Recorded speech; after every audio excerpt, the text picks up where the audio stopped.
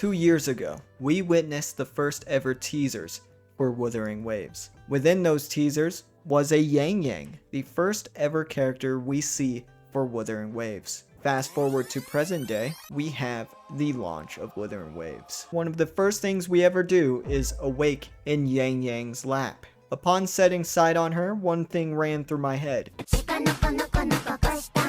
She's the one. Come on, she's gotta be. She is the mascot of Wuthering Waves. Later, we get her as our first 4-star character, and we get to play her. And guess what? She is, in fact, the one. She's very Vergil inspired, which is awesome. She's fun, which is awesomer. And she's also good in terms of her kit, which is even very awesomer. For real, for real. However, despite all that, once Kuro started giving us so many free pulls and 5 stars like nothing, a lot of us ended up dropping Yangyang. Even I am guilty of that. It's totally not because I ran out of resources to build her. It wasn't until I used her once again in the elusive realm to be reawakened.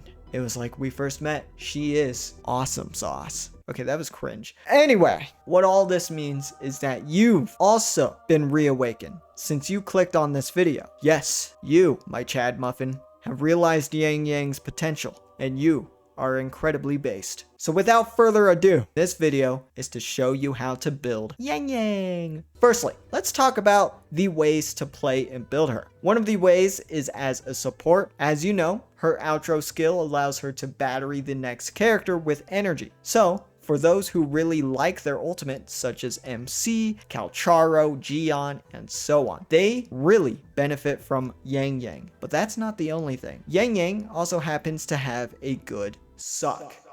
Her ultimate can suck the enemies pretty damn good. Her skill can also do this, but the potency of this suck isn't as good, but decent regardless. So, Yangyang's support capabilities overall are great, so she fits that role rather nicely. The other way to play her is as a DPS, of course. Given the fact that she's very versatile and her kit is fun, she fits the DPS role very nicely. With all that said, let me talk about some extra nerdy shit real quick. If you're a bit more hardcore playing Wuthering Waves, you may have known of a thing called swap cancel. And Yangyang's swap cancel is very satisfying. So, this consists of swap canceling her Forte circuit. Upon using the Forte circuit, you will launch in the air. When you activate the air attack to do Yangyang's plunge, you can quickly swap out while she's doing so, and that will throw in some extra DPS. It's very neat. So, if you want to add that into how you play her exactly, you can. But I know how some of you guys are.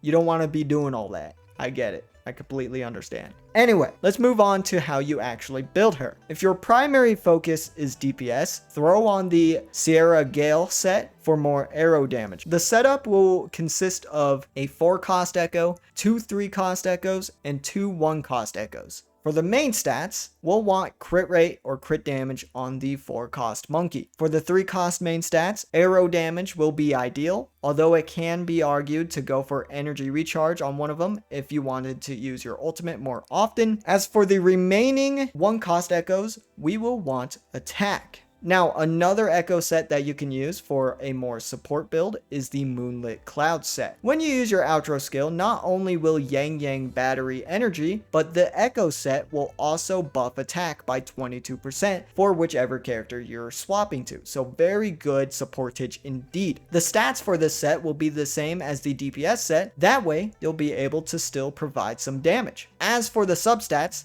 the following are what you should primarily look for. Crit rate and crit damage, because damage, you know, more damage. Basic attack damage and liberation damage for more damage. Energy for more ult uptime, and then attack, because attack is a nice all-rounder for any kind of damage. These substats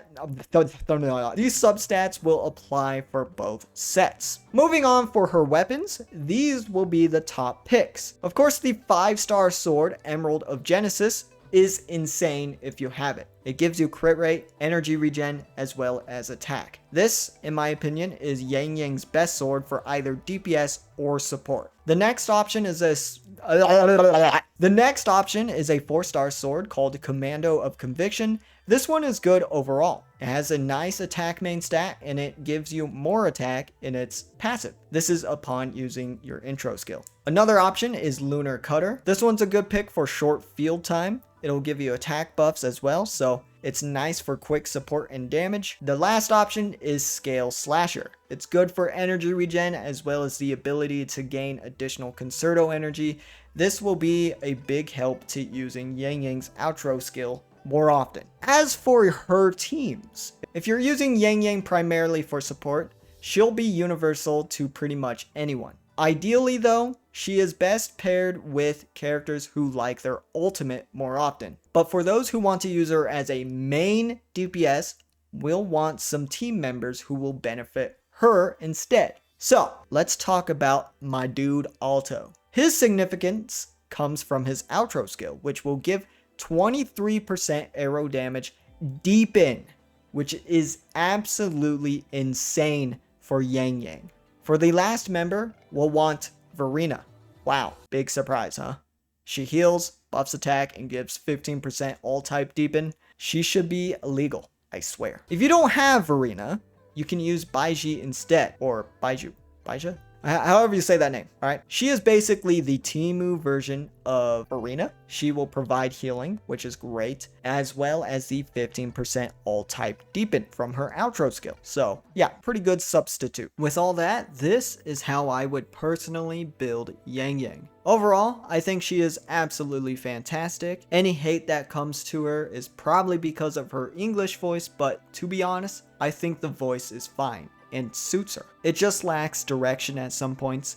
Other than that, she is 100% motivated. Although some cons would be that her energy regen from her outro skill would be redundant in times where your characters are getting energy just fine. For example, Mortefi's ult is really important for DPS, but since I have good energy regen on him, I don't need Yangyang's help at all. And then oftentimes I find when I'm even using a Calcharo, my energy regen is fine as well. Another con is that her significance for teams in general is highly dependent on who you have, and in most cases she'll get outshined by other characters. As for pros, in my opinion, her outro isn't even the good part for me.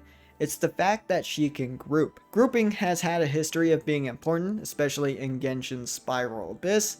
For Wuthering Waves, the Tower of Adversity, it's no different. A lot of the enemies will stall and run around like little bitches, so Yangyang's best spotlight is this mode. Another pro would just be that she is fun. In conclusion, I still think she's great, especially for a free character. I think she has somewhere to fit no matter what. Anyway, after watching this video, you will hopefully know how to build Yangyang and have the greatest one ever built. That is, of course, if I don't take that spotlight. Anyway, I hope you enjoyed the video. If you did, a like would make me feel all warm and fuzzy inside. And perhaps, how about a comment to help the algorithm? I'll see you guys in the next one, my Chad Muffins. Peace out.